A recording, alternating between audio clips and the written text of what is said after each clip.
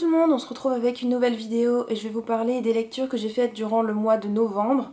Alors il y en a 4 romans et 2 mangas, ça va aller assez vite je pense. On va commencer. Donc j'ai lu In the End de Demetri et Luneta aux éditions Lumen, qui est le deuxième et dernier tome de la série In the After. In the After je l'ai lu il y a très longtemps et ça m'avait moyennement plu en fait, c'est pour ça que j'ai laissé ce tome-ci très longtemps dans ma palle. Et finalement j'ai plutôt bien apprécié. Très bien apprécié même. Tout s'enchaîne très vite. Il y a une dimension complètement différente qu'il y avait dans le premier tome où j'ai trouvé que justement le premier tome, ce qui m'avait pas plu, c'est le fait qu'on savait plus ou moins ce qui allait se passer et que l'auteur pour moi faisait des choix plutôt simples. Emi a quitté Nio pour arriver à Fort Black, qui est une ancienne prison, donc il y a tous les anciens détenus.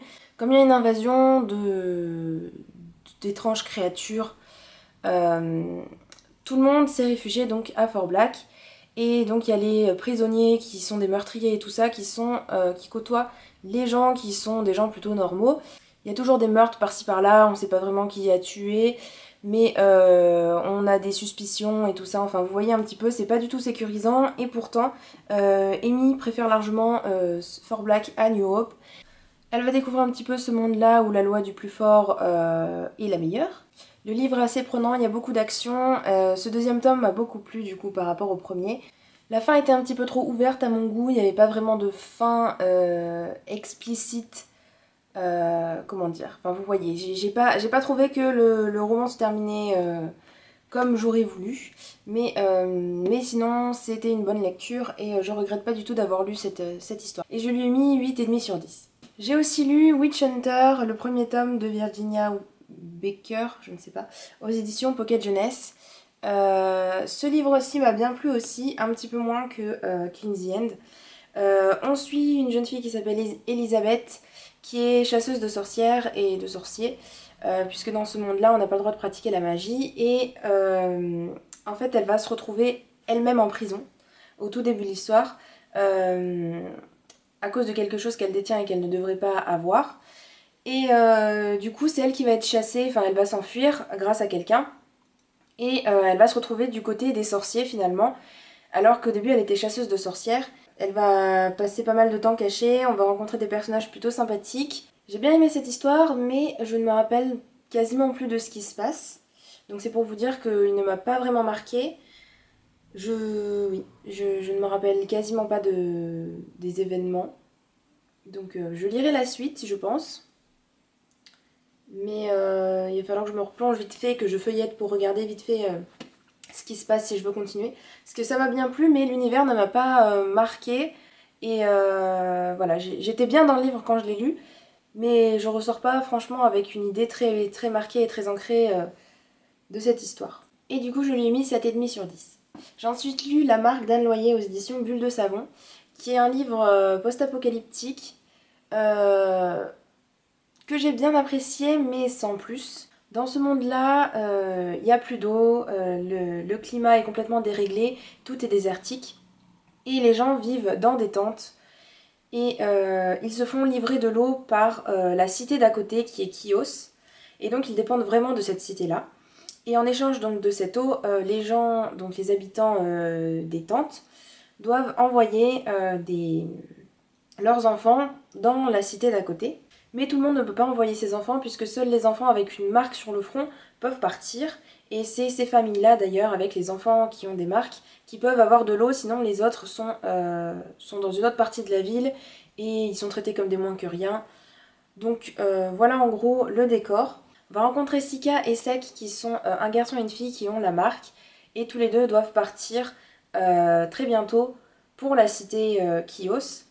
Sauf qu'il y en a un qui va faire le choix d'y aller et l'autre qui va faire le choix de rester. Enfin, normalement, on n'a pas le droit de rester. Hein. Du coup, il y a un des deux personnages qui va devoir quitter la ville des tentes et partir dans le désert et tout ça, affronter la chaleur et... Enfin bref. Voilà, donc il y en a un qui va plutôt faire le rebelle et l'autre qui va plutôt se conformer à la règle. J'ai trouvé que l'histoire pouvait pas être réaliste, tout simplement parce que personne ne s'est jamais posé la question de ce qui se passait derrière.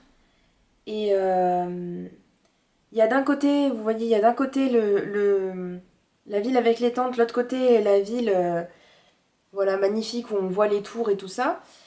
Et en fait c'est vraiment un cas très très isolé et on ne sait pas vraiment comment ils ont pu se mettre là à cet instant, comment ils ont pu construire tous ces bâtiments, euh, de quoi ils vivent d'ailleurs, enfin comment est-ce qu'ils se nourrissent et tout ça, c'est vraiment des questions que je me suis posées et on n'a jamais de réponse. On a l'impression qu'ils ont juste besoin d'eau pour survivre alors que forcément ils ont besoin aussi de manger, hein, vu que ce sont des êtres humains normaux. Il n'y a pas que ça, il y a d'autres questions aussi qui sont venues dans ma tête au moment de ma lecture et du coup je lui ai mis 7 sur 10. Pour finir avec les romans, j'ai lu Au pays de l'ailleurs de Tahereh Mafi aux éditions Michel Lafon. C'est un livre qui m'a vraiment beaucoup plu, j'ai vraiment adoré cette histoire. Je savais pas qu'il y avait une suite, je sais pas encore quand elle va sortir parce que je crois que le deuxième tome sort aux États-Unis ce mois-ci. On suit une jeune fille qui s'appelle Alice, qui vit dans une ville qui s'appelle Farrenwood et qui est un monde où il y a plein de couleurs partout et où la magie est omniprésente. Et chacun en fait a un pouvoir spécial. Et c'est grâce à cette magie en fait que leur monde est aussi beau et aussi coloré. Le problème c'est qu'Alice, elle n'a pas de couleur, elle est très pâle. Enfin, elle a quelques couleurs mais c'est des tons très pastels et elle est quasiment blanche. C'est comme ça qu'on découvre notre héroïne, un petit peu esselée, solitaire, qui n'a pas vraiment envie de se mélanger aux autres, enfin qui est un petit peu repoussée en même temps. Vous voyez, une fille qui du coup a un petit peu de mal à s'intégrer dans cette société. Et elle va rencontrer, enfin elle va retrouver Oliver, qui est un garçon qu'elle avait connu dans sa jeunesse, quand elle était plus petite, et qui se moquait d'elle comme beaucoup de gens à l'école. Oliver a une quête à accomplir et il faut que Alice vienne avec lui. Il va y avoir une aventure complètement folle entre les différents mondes de cet univers.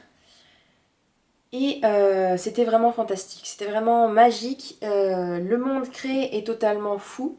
Les personnages sont super intéressants aussi. Au départ, Alice, elle vit dans une famille qui veut pas vraiment d'elle. Oliver va arriver et ça va être assez compliqué au début. Ils vont pas arrêter de se chamailler parce que Alice ne veut pas l'écouter, tout simplement parce qu'elle ne lui fait pas confiance. Au-delà des sentiments amoureux, en fait, c'est vraiment une relation d'humain à humain qui va se créer. Et j'ai vraiment adoré ça.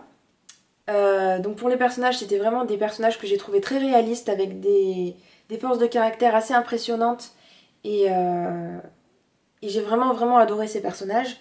Après, pour ce qui est de l'univers, il est vraiment fou. Euh, L'histoire que Tahereh Mafi avait créée avec Insaisissable, je l'avais vraiment adorée, mais là c'est encore pire parce que le monde est complètement fou, complètement déjanté même à certains moments. On a des mondes du coup qui se... Comment dire? On va passer dans un autre monde et on va passer de village en village et chaque village a une particularité. Et il faut se conformer à la règle de ce village, sinon on peut se faire attraper, mettre en prison et tout ça, enfin bref. Du coup, c'est super intéressant parce que comme nos deux héros, on arrive dans un nouveau village, on sait pas vraiment quelles sont les règles à ce moment-là. Et comme c'était pas suffisant, l'histoire racontée donc est super poétique, j'ai trouvé, il y avait vraiment de beaux messages. Et c'est raconté comme si c'était l'auteur qui nous racontait directement, vous voyez. Rien que le titre des parties laisse dire que c'est vraiment un livre qui est atypique du point de vue de l'écriture. Donc là, on continue, pas de temps à perdre. Voilà, Oliver me traite de vraie nullité pour les têtes de chapitre, comme si c'était le personnage qui parlait directement à l'auteur. Tout se déroule très vite et j'adorais suivre les personnages, l'aventure et tout ça. La seule chose, c'est que quand je voyais le temps défiler, je voyais les pages défiler, et je me suis dit, on va arriver à la fin et on va pas avoir de réponse, on va pas pouvoir finir la quête. Et finalement, c'est au moment où on s'y attend le moins dans les 10 dernières pages, que finalement c'est là où on arrive vraiment et où la quête s'accomplit. Et, et je le voyais vraiment pas venir, je pensais que ça serait dans le tome suivant ou quelque chose comme ça. Et finalement, waouh, franchement, c'était vraiment super, quoi. J'ai rien à redire. Je vous conseille vraiment, si vous avez aimé la première trilogie de cet auteur, mais ce livre est complètement différent de la série Insaisissable, mais il est tout aussi bon, si ce n'est meilleur. En tout cas, moi je l'ai vraiment adoré et je lui ai mis 10 sur 10. Je vais finir avec les mangas et j'en ai que deux à vous présenter. C'est le premier tome de Good Morning Little Briar Rose de Megumi Morino aux éditions Akata. qui est du coup le premier tome de la série. Je vous laisse la vidéo présentation si vous voulez aller voir, là je vous en parle très rapidement. C'est à la frontière entre le fantastique, l'horreur un petit peu. Il y a amour-amitié, pour l'instant pas trop d'amour mais plus de l'amitié. Et le deuxième manga c'est Close to Heaven, le tome 1 de Rin Mikimoto et les éditions Pika. Ça aussi, j'ai fait une vidéo présentation. J'ai moins apprécié celui-ci que Good Morning Little Briar Rose parce qu'il est beaucoup plus dans la tradition du shoujo et qu'il y a beaucoup de moments qui m'ont fait lever les yeux au ciel parce que c'était trop niais, j'ai trouvé. Mais je continuerai quand même la série parce que ce premier tome m'a donné quand même envie de découvrir la suite. Donc voilà, c'est tout pour ma vidéo, j'espère qu'elle vous aura plu et qu'elle vous aura donné envie de découvrir tous ces titres. Si vous avez lu un de ces livres, n'hésitez pas à me le dire en commentaire et je vous dis à bientôt dans une prochaine vidéo. Ciao ciao!